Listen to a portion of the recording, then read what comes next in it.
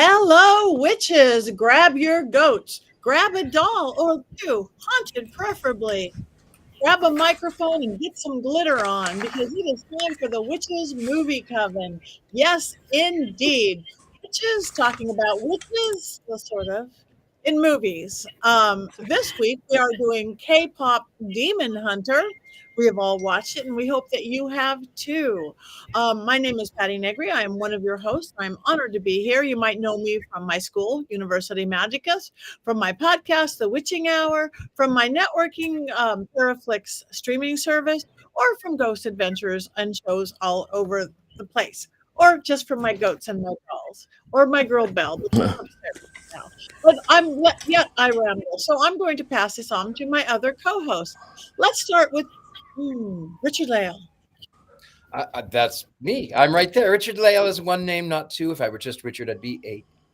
I am known as the Gentleman Psychic. You may know me also from Ghost Adventures or from University Magicus, or you may know me from, I don't know. I'm really easy to find.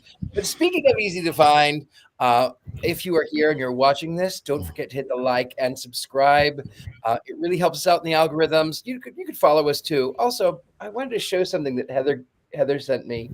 This is Lilith, and I just love her. She's from the early 1900s, and she was found in the Appalachian Mountains, and she has been preserved.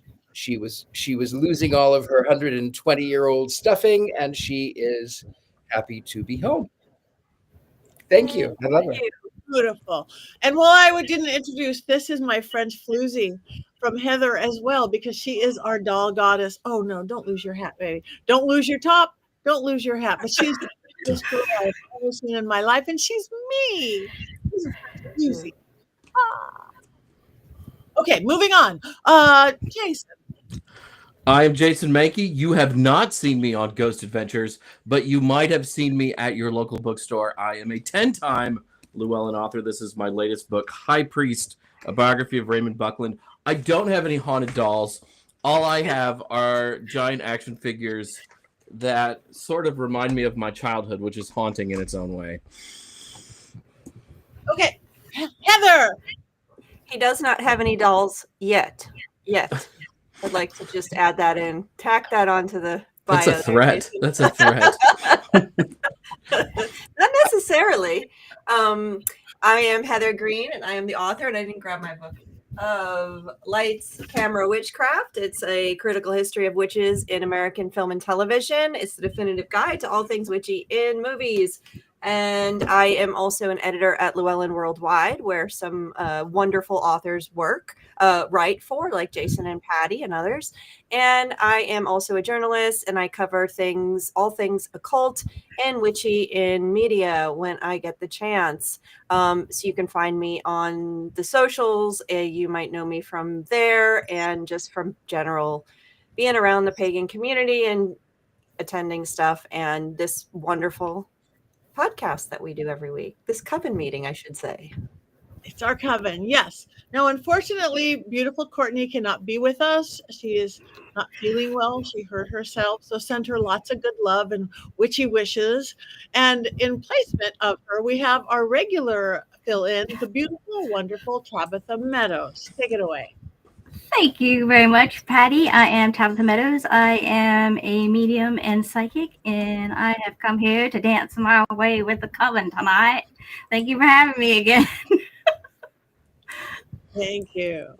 Okay, before we go, I just wanted to tell everybody, since we just did The Conjuring Book 3 last week, I have just spent this past weekend in Maine with Annabelle and everything from the Warrens Museum at the Maine Paranormal and Horror Con. It was amazing. They had thousands of people come out. Got to dance and hang with Maribel.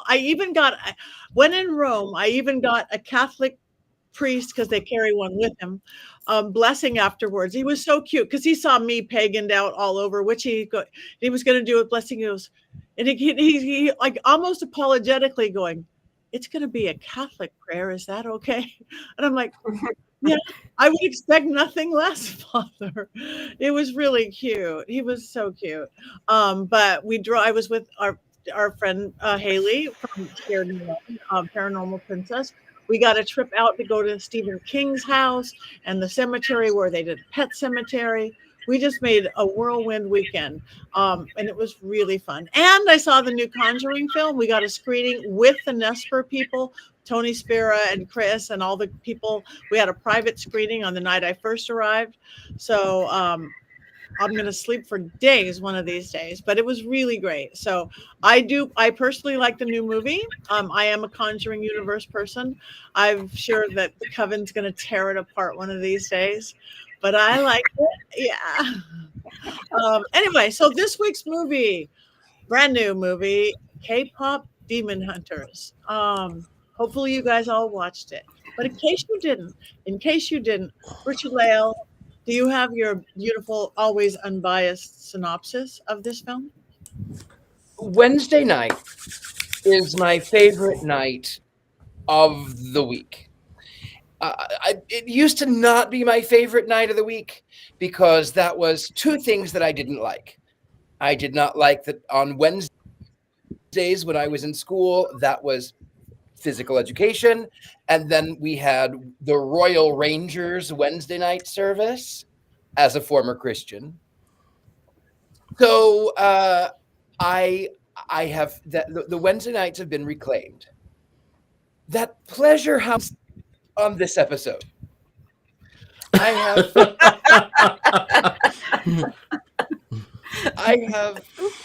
have mulled over how I can, in a concise, unbiased, and culturally sensitive approach, speak of this film.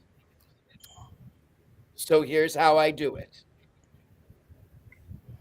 3 K-pop singers. I believe their names are Blossom, Bubbles, and Buttercup. They form a band against Mojo Jojo, him, and the furry group that are also demon.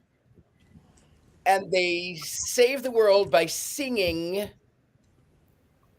and then they fall in love with him, Mojo Jojo. But him is also a demon, but he's not really a demon. And then there's a little fighting. There's a tiger and a magpie. And they find that they don't need love. And that's the end of the demons. And that's what I have for you.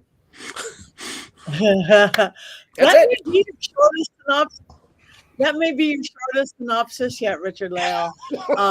And I know we're having a little bit of scattery problems. Maybe that was it. Maybe it was much longer. So now we've got a clear picture. I don't even know if we need Heather's 5. No, maybe we do. Heather, we have 5 things other additional things we need to know about this film. Yeah, I've got a mess of notes here that I didn't do a good job of organizing, so bear with me here. Let's talk about this great movie, K-pop Demon Hunters, originally purchased originally paid for by Sony $100 million and sold to Netflix. A little bit of shenanigans there. Sony lost out because this has become a very successful film. It was imagined by and directed by Maggie Kang, I believe, if I could read my handwriting. She's Canadian, but she does have Korean roots, and she wanted to create a film that had the flavor and feeling of her cultural heritage, and that is where this begins. It was co-directed by Chris Abel-Hans. Both of them were on movies like Puss in Boots and Rise of the Guardians. She did work on Kung Fu Panda, so they have a background in animated films, both of them. So basically it has, as I said, become a phenomenon. It was, I think if I have the number correct, hang on a second, it made 19 million, over 19 million just in its first release. And that was in theaters. Sony didn't think it would do well in theaters. This is why they sold it to Netflix. I think it did the best of any Netflix movie first release. Mm-hmm. It's also been on the #1 movie on Netflix, airing on Netflix for 7 weeks, which I believe is a record. A couple other things with this film notable is that it is the second most watched Netflix movie, which is right behind Red Notice. I don't know if anybody saw Red Notice. I did not, but it is quickly gaining on that film. And they expect it will overtake it, being the #1 Netflix film seen. It is also smashing records at the box office. The billboards, the music, the sound. People love it. They're singing it. There's TikTok dances. And right after this episode, I'm going to go practice. And the Golden Song has hit #1 top charts across the board, also making the Billboard Hot 100, hitting #1. And the interesting thing about that, it is the first K-pop song ever to hit #1 on the Billboard 100. And it is not even a real human K-pop group. It is also the first girl group to hit #1 on that same chart since Destiny's Child. And if you do not know who Destiny's Child is, just say my name, say my name. So Heather. that is some interesting stuff about the records of that. Now, most of the cast members you probably do not recognize their names necessarily, but they have been in a lot of things. I'm going to just pull a few out. There were actresses, and then there were singers. So the people that did the voice of the acting were not singing as well. And I'd like to pull, and they're phenomenal singers here. So I'm going to mention one particular that I needed to bring out. Is that Celine? So for example, I'll just name some of them. So Rumi was played by Arden Cho. The singer is EJAE. I don't know how she pronounces it. Mira was Mei Hong. Singer is Audrey Una, and that goes on like that. And these are all mostly accomplished actors and singers. And one I'd like to bring out, as I said, Celine, the character of Celine. The singer was Lea Salonga, and I think that's an interesting little note for those Broadway fans here. If you know Lea Salonga, she's known for Miss Saigon, and if I think about it too long, I'll start to cry. It's a beautiful musical done by the guys that did Les Mis. She was also Aladdin, the singing voices in Aladdin, Disney's original, and she also did many other things. She was the witch in Into the Woods. She was in so many musicals. She's top-notch Broadway star. Bobby was played by Ken Jeong. You might know him from Crazy Rich Asians, The Hangover, The Community. He's been in so many things. Very, very recognizable face. Healer Han, Daniel Do Kim. You may recognize his face as well. He's been in a ton of things. Lost, Hellboy, Insurgent, and the remake of Hawaii Five-0. So you've seen him around as well. The narrator was Lisa Kashi. I'm bringing her up because if you just watch The Naked Gun, the recent remake, she was in that. So that's really kind of the interesting. It's got a very talented, well-versed cast. Most of them do have some Korean heritage in their lives, whether they were born there or from the heritage. So the next, I want to talk about the animation. They combined 2D and 3D. This is something that they picked up from or inspired by the Spider Universe movies. I don't know if anyone's seen them. If you have not seen any of the two, and then the upcoming one, and I think in 27, if you have not seen Spider-Verse Universe movies, you need to see them. They are absolutely phenomenal. Artistry with animation is second to none. They mix all kinds of animation. In this case, you're finding the 3D animation, the typical more glossy, and then you hit the more anime style, manga style animation with the chibi kind of look where the faces get bigger and fatter and stuff. That's why I have these little guys here as inspiration for us tonight. It's the big heads, little bodies. Comes from Japan. It's a style. They've brought that there. So that is that. Now, the last thing I want to talk about is the Korean influence, which was a piece that they really wanted to bring out here, that the director was really adamant, or that was what inspired the movie to begin with. And so I have a list of things here that are worth talking about because there are some interesting Korean cultural things that they worked in here. First of all, you have the three weapons, notable, all Korean weapons. That you can see the 3 there. And let me find their names. You have, hang on a second. Here they are. And I'm going to say the words wrong. Saengim, which is the traditional Korean military sword, which is that front one held by Rumi. Then you have a gokdo pole arm. I'm butchering how these are pronounced. That's the one held by Mira on the side to my left. And then the interesting one for us here would be what's her name? Zoey's holding. Those knives are actually ritual knives. They're not weapons. They're called shinkal knives. And if you go online, you can actually think, how do you make a Zoey's shinkal knife? So they are ritual weapons that were used for protection and in Korean shamanism. So that's an interesting piece. And of course, Korean shamanism comes out in a number of other ways that is shown. And I read some articles by Koreans about this movie to check on things. But the tree and the time when they go to the tree, that's definitely representative of a place that's very sacred and has a mystical stories about it. So that's purposeful. The idea of 3 women or song being used to get rid of demons, and 3 women particularly handed down to do this work. That's also from lore, Korean lore, and also Korean history. The interesting thing about that as well is one person said that there actually is a legacy of K-pop girl bands that goes back to the 30s, and then the daughters would take over, and the daughters would take over. So there's a legacy of that part of the story outside of Korean shamanism, is that K-pop girl band thing. So another interesting is they've used paintings.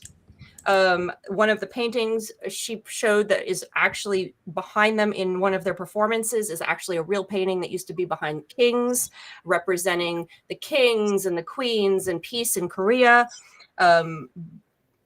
And there's a number of things I could go through. She just peppered the whole movie with all of these little things. The last thing I'll mention is the tiger and the magpie that is from a specific type of painting, Korean folk paintings. Very, very common, very, very notable. The idea is that the magpie is keeping an eye on the tiger who represents the king. That is the original interpretation of it. Goofy king, goofy area, the magpie keeps an eye on him.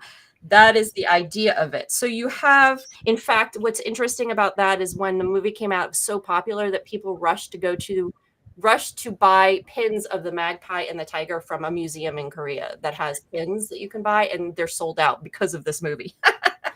And so there's a ton of it, and we can talk about that. There they are. There is a ton of Korean stuff in here that's fat. I'm sure we're missing a ton of it. And if you're actually Korean, you're probably seeing a whole lot more, including things like, the representation of demons and all this. There's tons to talk about, especially if you know Korean culture. So that's it for now. You'll have to excuse me. I'm going to leave the podcast now and go learn some K-pop dances. Sweet. Let's go. Let's do it. Right here. Let's do it right here. Everybody, 5, 6, 7, 8. Go, Heather. And kick. And kick. 5, 6, 7, 8. Yeah, that's chorus line. They have very long legs, those K-pop dancers. Holy crap, they do. They do. Like, yeah.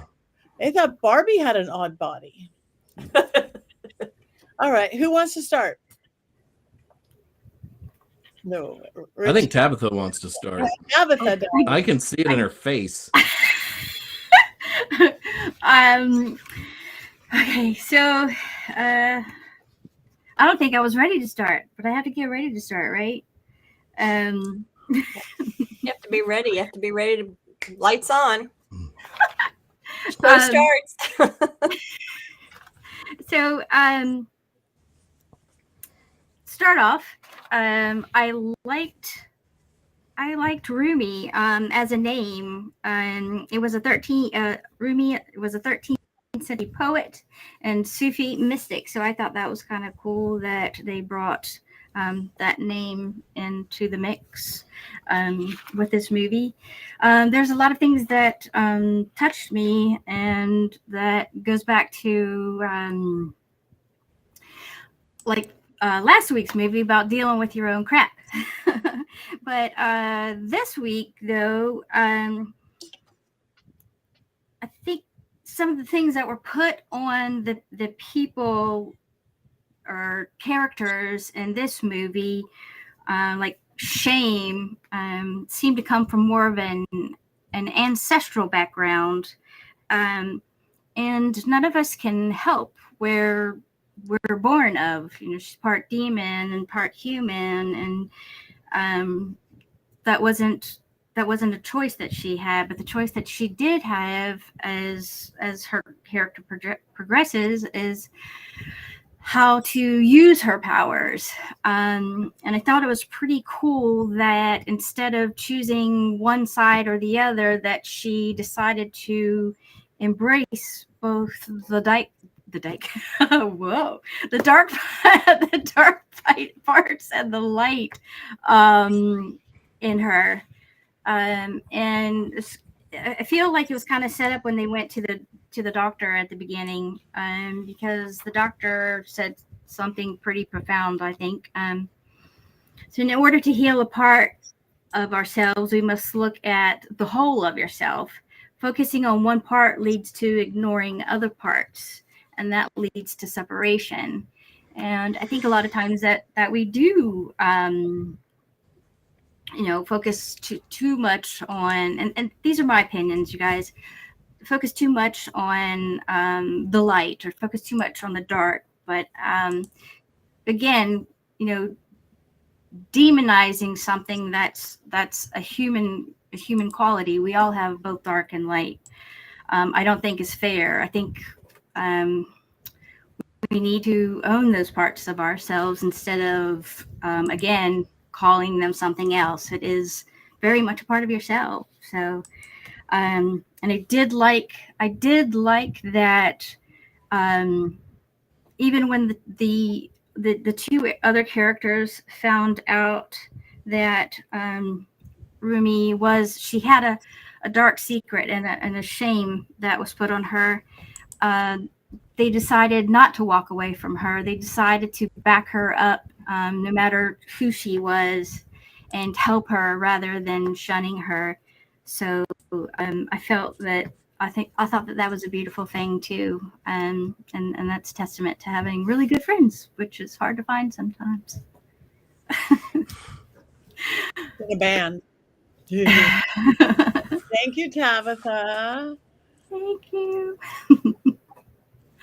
I wanted to let Tabitha start because I wanted to start off nice, because I don't hate this movie like Richard-Lael I think might hate this movie, but I was sort of entertained while I was watching it, but I have so many questions because so many things did not make sense to me at all. Like, how do you become a demon in this world? Are you born a demon? Do you turn into a demon? The demons suck the souls out of humans, so there's something there, but this girl is half a demon? Like, there's just questions that didn't get answered for me, and maybe I missed it. Maybe it was in the middle of a song and I wasn't paying attention to the lyrics, but I was just bewildered so much. I could go on for 10 minutes about how bewildered I was at various parts of this movie because they just didn't make sense to me and things weren't explained very well. Does this protection only protect South Korea? What about North Korea? Maybe that's where Kim Jong-un comes from. Maybe they're not protected up there because it didn't look like it was on the map. Are they protecting us? I don't know. These questions were never answered to my satisfaction. Or I don't think they were attempted to even be answered. And I can still go on. I can go on further with these questions. How does time work in this world? How does booking stadiums work in this world? Well, we've just played at an award show. In 3 hours, we'll be going live at midnight in a giant stadium, and you all can come. What the heck? That's not how time works. That's not how concerts work. I was lost. There were times when I was lost. The songs were good, but there were times when I was just lost. I think the songs where we can I think there's not really witchcraft in this movie per se. However, we can tie songs as a sort of powerful spelling, if you will, because what they were saying and singing had energetic effect over all of the people that were within earshot. Actually, it rippled out like energy out further past the crowds and into the cities. So yes, we did that with Sinners a few weeks ago. That's what we did it with. I think Tabitha, that explanation may be why I despised this movie so much. Because maybe I'm a demon. Because I hate pop music. It was some kind of torture. I wanted to flee from the pop music. I did not like the music. I hated every second of it. I hated it. I hated the music. Magic was working on you, demon. See, it must be working on me. I am not a big pop music person, and I'm not an animated person. You guys know I am the not animated member of this coven. But I do believe that music is the purest form of magic, even if it's not my favorite style of magic. So I like that. To me, the witchcraft, or not witchcraft, but the magic was in the music. Yeah. That was made very, very clear. The plot line was, everything, I agree with you, Jason, was not made very, very clear.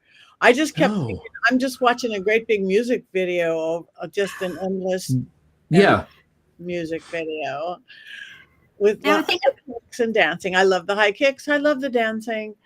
But I don't. Sorry. Go. I was just thinking about all of the iconic people who have had a impact on the way that people dress or what they do, starting back with, Elvis Presley or people in blues music.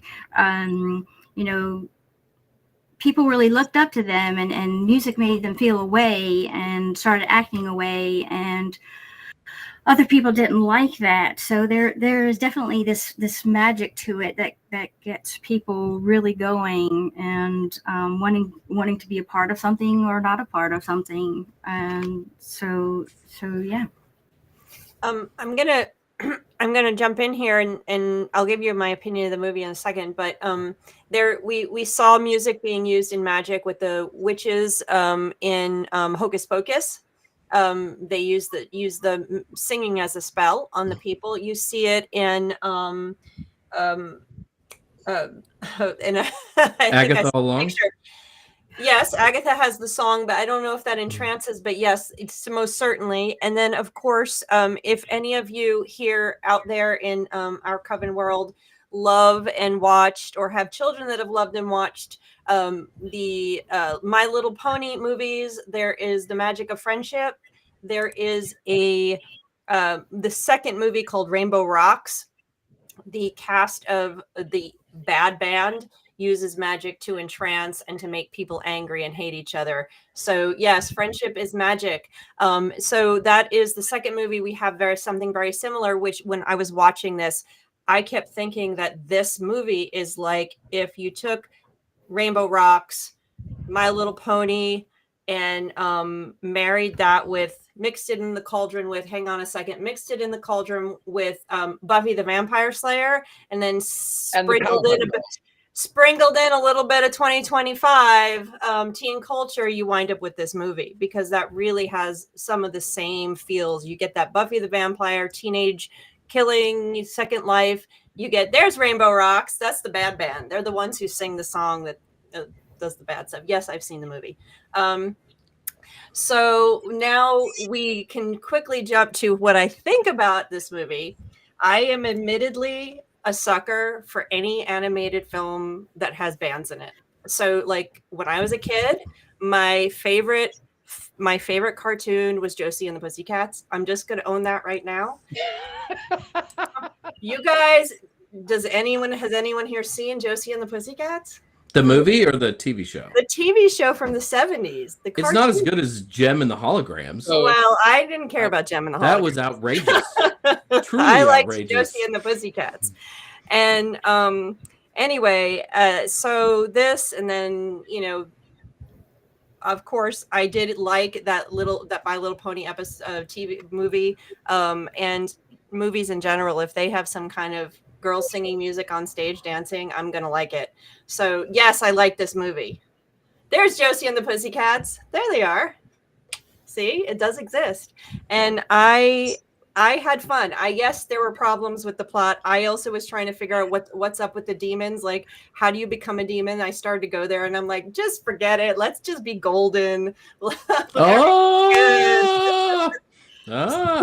So we're good. And I just let it go and just watched and enjoyed it and was cheering at the end. And once I want to learn the dances and the songs, and that's all I needed. So yeah, I had fun. And I love singing boy band songs and doing the boy band dances too. So I want to learn all the dances. I'll learn the dances with you. Yeah. Soda Pop's a banger. I mean, that was a good song. One of the things I really like about K-pop is it reminds me of American pop music 20 years ago. And I don't mean that in an insulting way. Yeah. It's just that when I listen to a lot of American pop now, I don't like it, but I like K-pop because somebody in the comments earlier said that reminded them of Justin Timberlake. And that was really that heyday of that kind of sound and boy bands and Spice Girls. And that kind of music is really fun. And I thought the songs in this movie were really fun. I didn't think they were as world-changing as the movie thought they were, but I thought that they were fun. And I've listened to the soundtrack a few times for my own personal enjoyment since watching the movie. Yeah, it was fun.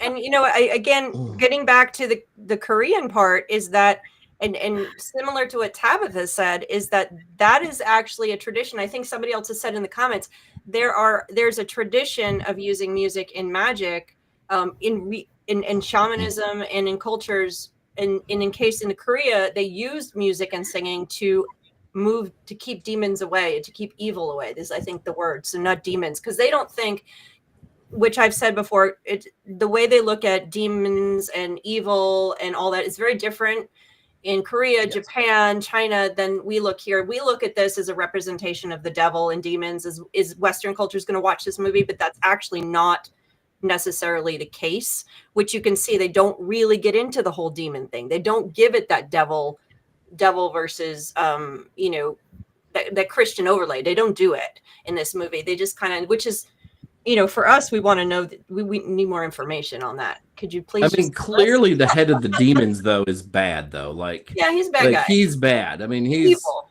We don't know about all the rest of the demons though. Like, there seems to be different classes of demon. Like, there are those demons who seem relatively self-aware, though not nice.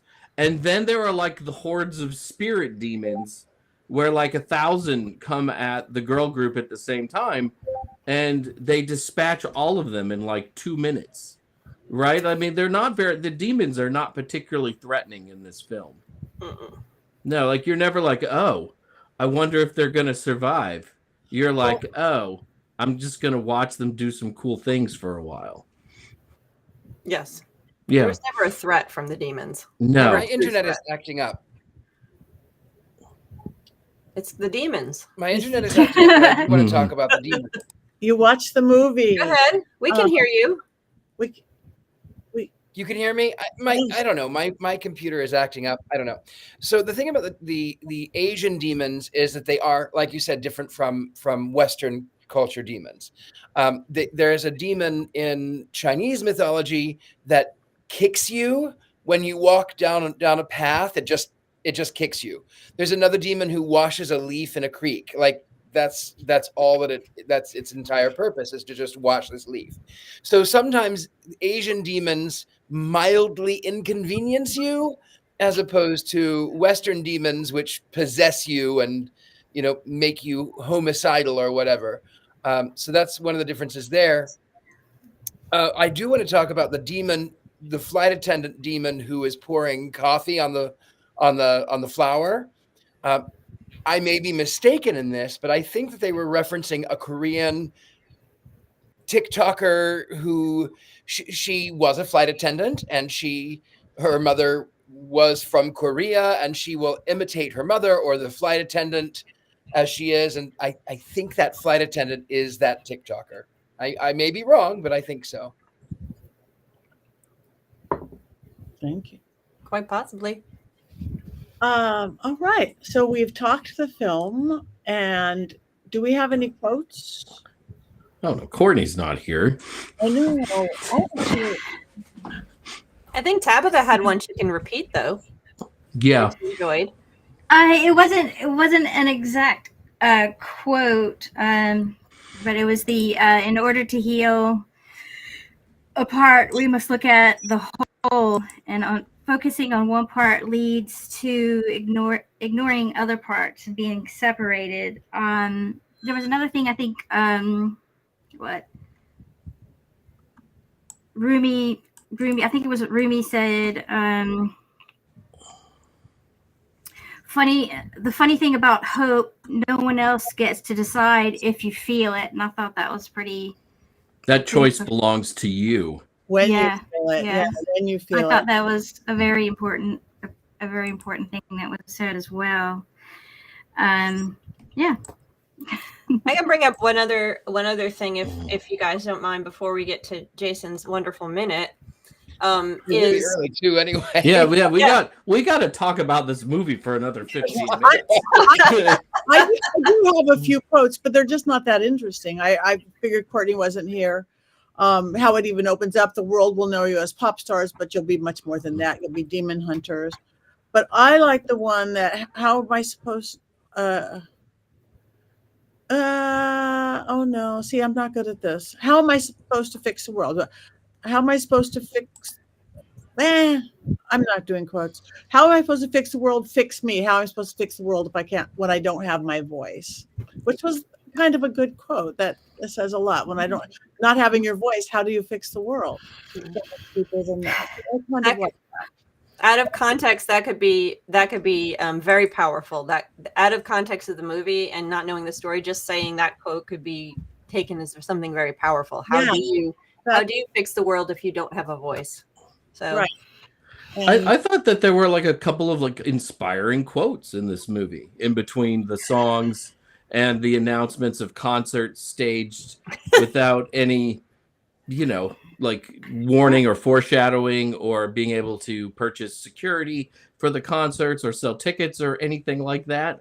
But I mean, I understand why people love this movie, especially younger people, because it does feel kind of empowering and inspiring, even if I have no idea what's going on through large parts of it, or why certain things are happening, or who owns the cat. Is it the guy from Suja Boys, or is it the demon lord? I don't know, because the he was a messenger. Seems nice. What's that? Just a spiritual cat. He was a messenger. The airplane splits apart in the air, and they sail down on demons. What happens to the fuselage?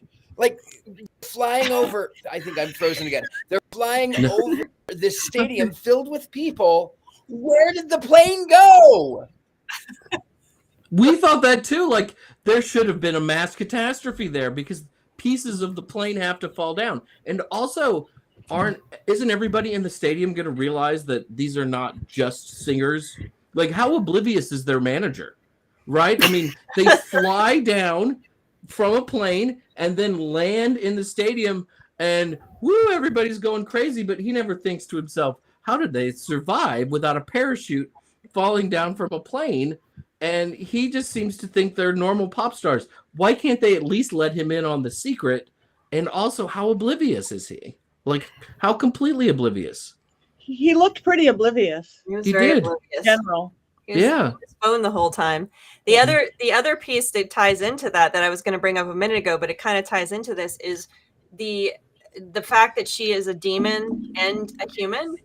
And it is explained that her dad is a demon, but they never explain exactly. Like she says, I was a mistake the whole time. So was this like I'm a zombie and a girl, the zombie, and is it a monster and a girl kind of thing situation? Are they in love?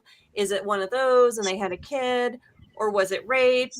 I don't know what was going on there. Like I thought that. Yes, I thought that. Like, what the heck? I need a backstory there. I just need to know, were they in love? I wanted it to be a love story and this. But aside from not knowing exactly that origin of how she came about, the one moment that was really cool when we find out is her trying to wrestle with being between the worlds. And we get that a lot with witch movies, and we see that a lot in other movies. But and then when she looks at the camera at the end, when she finally embraces her whole self, she's now embracing both I'm a demon and I'm a human. And this is when she embraces it, she looks at the camera and she has two different eyes. One's the human eye and one's the human eye. And that recalls the movie I can't think of it either. Hold on. I can picture Beautiful Creatures.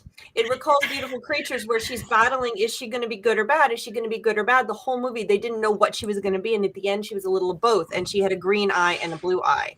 And at the end, she looks at the camera and has one of each. So that kind of recalls that that little thing about, you know, she's both. She's not just one. She's a demon and a human. And so she's something different. And she's golden. And she became his soda pop. Yes, he dies in the end. I think that speaks to pushing down your power too, to make other people more comfortable.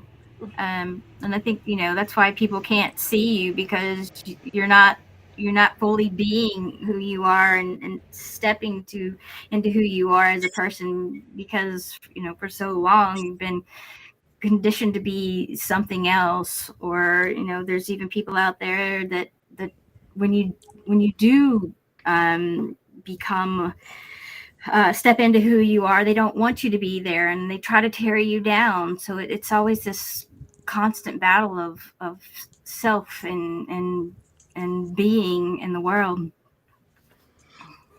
I love how quickly the fans don't like groups. So Huntrix, which is the name of our girl band, breaks up on stage.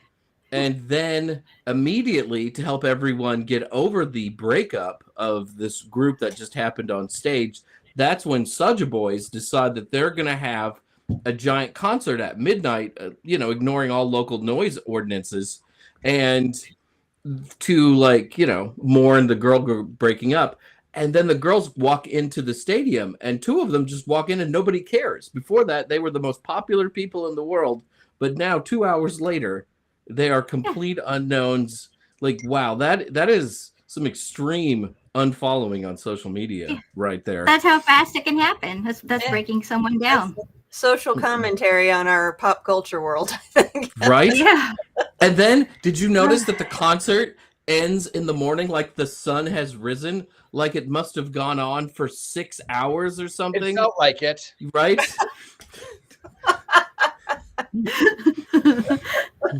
I thought the movie felt like 30 minutes to me. I felt like a TV show because I was so into it, and I was all about it, and I immediately went to look up the dances and stuff. Sorry, Richard-Lael, you and I are at opposite ends of the spectrum on this one. I suspect we are not going to be enjoying any animated pop stuff. You will not come watch Rainbow Rocks for my birthday with me, will you? I love you. I love you too. It's just a different kind of musical, right? Exactly. Uh-oh. I'm hearing sound. At the end, the romantic figure dies. Yeah. Yes. I don't know. He does. At the end, the romantic figure dies. Yes. And then she's just okay with losing the love of her life. She just like moves on. I don't think like, I just lost the love of my life. Okay, let me sing a song about it. In fairness, she only knew him for, I think, about 36 hours, because that is the rise and fall of K-pop in this world, right? Yeah. I don't think it was the love of her life. I think she was just attracted to him, and then speaking to him and reaching out to him reduced the demon marks and made her be able to sing again. So I don't know that it was the love of her life, but yeah, she kind of. It was definitely an interest. She was kind of Taylor Swift 10 years ago. Yeah. She was. Everyone was shipping them together. I hate it. Yeah. Well, in a place where shame is important, duty is also important. So the duty becomes more important than everything. Sometimes even love, unfortunately. I hope the sequel's about finding Genu. He was a hot cartoon. You was Like, hot. that was an attractive cartoon, right? And I'm not always attracted to cartoons, but he was good But looking. I am. It's a Korean Yeah. K-pop. Yeah. How about the way the girls were acting when they first encountered the Saga boys, and they were drooling and popcorn was coming out of their face, and you know what? I was like, oh my gosh, I can remember being a teenager and seeing some hot dude that looked like what's his name from Karate Kid, and I was like, oh, Ralph Macchio? Yes, thank you. I had a type. I can't. So the dark. Hey Tabitha, wax on, wax off, wax on, wax off. How you doing, baby? Paint the fence. Paint the fence. The dark-haired character in this movie, you know, I was like, ooh, same thing. You know, he was hot. Yeah. Apparently, there's an actor that some people say he was designed after, and I can't his name slips me, but if they did it because they were talking about how some people are wanting a live action remake, which I really hope they don't do, but they say he needs to play the character because he looks exactly like him, and I can't think of his name right now. But yeah, there's gonna be a sequel, and so that's gonna be really interesting what they do with it. Maybe they'll explain some of the stuff that got left out this first time. I don't know. I don't think they will. You know, I don't care if they do, honestly, but you know, it would be interesting. Some backstory would be nice, maybe. Yeah. Maybe the demon's really not bad. Maybe he's only misunderstood. Right. No, I'm pretty sure he's bad. Sometimes bad is just bad. Yeah. I think I think some of those ladies like the bad boys, though, right? And that's part of Genu's appeal. I do think they look pretty cool in their demon outfits with the big hats and stuff and their eyes. Yes. You know, and that's those hats were super cool. I'm like, okay, yes, they were. Okay. Girls like bad boys, yes. Yeah. Of there course he is. We do. Yes. Yeah, look at that. That would be a great Halloween costume. Oh, Those someone are great. says that they have. I have that hat. Someone says that they have a. That being said, I had a poster of Kirk Cameron on my wall. I mean, when it comes to bad boys, Michael Seaver on Growing Pains was the baddest of them all. Well, you know, there's probably people that have no idea who that is. Yes, I've dated myself. We're definitely dating ourselves with that one. Mm-hmm. That's okay. I suggest you. Yeah. Okay. Now we've discussed the movie. We have a Mankey movie moment. We definitely do. We definitely do. Rob, are you ready, Rob? Because like this is I've gone all out for this one. I mean, I've done things I've never done for this one. I'm ready. So if you watch the show every week, you probably notice that I am gone a lot. Not a ton, but probably more than everybody, but maybe Patty, because I tour a lot. And I often tell you that I'm going to be at pagan events when I'm touring, but that's not really true. All of that is mostly a lie. I claim to be at pagan events to cover up my second job, which is promoting K-pop to the masses. As most of you can probably guess by looking at me, I am a giant K-pop nerd. Outside of witchcraft, I have this whole other life that revolves around K-pop. Did you know, for instance, that I was a tour manager of BTS's last jaunt through the United States? This is it, Rob. This is the picture with me and the boys. Here I am backstage with the boys. Hint, hint. Hint, hint. Picture. Oh, this is so much better with the pictures. Oh, I'm so sad. I worked on getting my pictures of me with my K-pop group, like, to our producer. But, you know, you have to trust me that there's a picture of me with BTS backstage with all the boys, Jin, Suga, J-Hope, RM, Jimin, V, and Jungkook, because that's how cool I am. And I'm sure most of you know the band Girls' Generation. I was instrumental in getting them on the radio, not just in the United States, no, but also in places like Japan and Argentina. I speak dozens of languages, which helps me in my K-pop promotion job.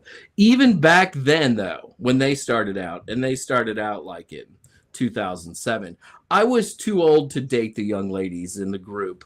But Tiffany's mom and I, holy crap, we had some wild times for a long while we were on the road.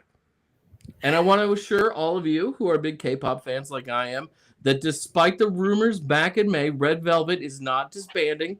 The girls are just going to go work on some solo stuff, but they are still going to tour and work on projects together. How do I know this? I have been working as one of their co-managers for years. There's a picture of me with them. What is going on? And you aren't going to be surprised to hear this, but of course, I had a thing with Irene's mom since we came out of COVID lockdown. Oh yeah, we've been making up for lost time, and she made me K-pop, if you know what I mean. Ho. But so because of all of this, when I heard that K-pop Demon Hunters was coming to Netflix, I begged the Coven to review this movie. I have started as soon as I heard it was coming. I metaphorically got on my hands and knees and was just a pathetic mess. I wanted us to review this movie so bad, so very bad. Heather waved her hand at me and said, "This movie doesn't have witches in it, Jason." I thought Richard-Lael would be on my side, but found out he's not really into girl groups very much. Patti, down with most everything, but she was only okay with this if Stevie Nicks was a member of Huntrix or the movie had a haunted doll. 0 for 2 there. That left me with just Tabitha. And when I asked her about the movie, she just moved her arm in a big circle and shouted, Mystic Shield at me. After all sending them some money on Venmo, and tonight's episode of the Witches Movie Coven is brought to you by Venmo, that's when they all finally agreed to do K-pop Demon Hunters for the show. I was kind of hard on the movie earlier in the show because I was just waiting to surprise you all, just like Saja Boy surprised the world by being demons, and Rumi surprised her bandmates by being half demon. Isn't the show better with surprises? Because this movie freaking rules, and in no way do all the members of Huntrix have strangely super long net legs and remind me in every way of Slender Man. No way. That is not a thing.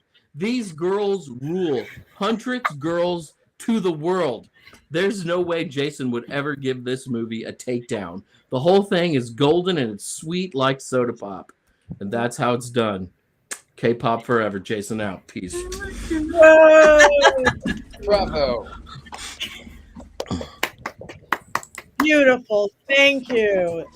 Oh, you had a secret life we didn't even know about. Yeah. It's tough. It's tough. That's good. Very good. I'm gonna be out with Blackpink pretty soon. All right. Next week we are getting close to the end. Next week, what are we seeing next week? It's a Race with the Devil. Okay.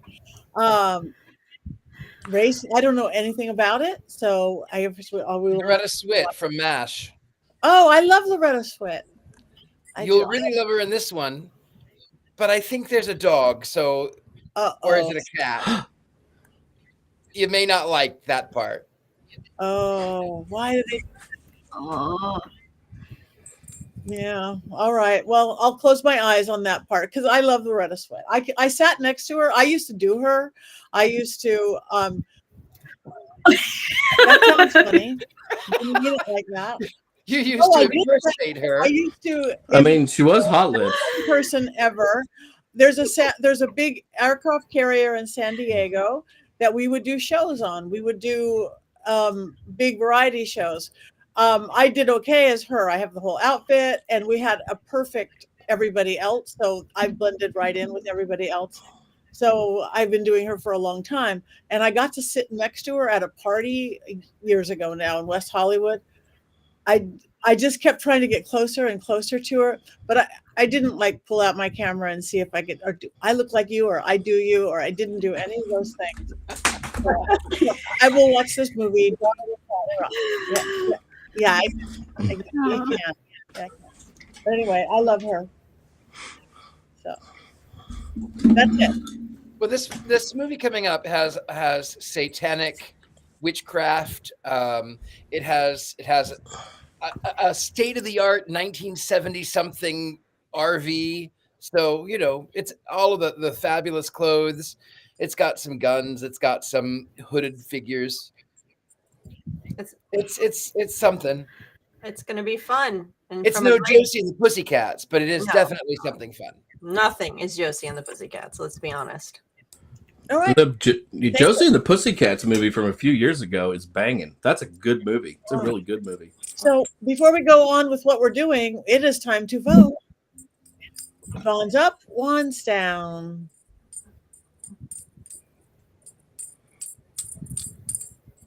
Up, up, up, neutral, and stabbing down. I mean, I could have gone straight. It was.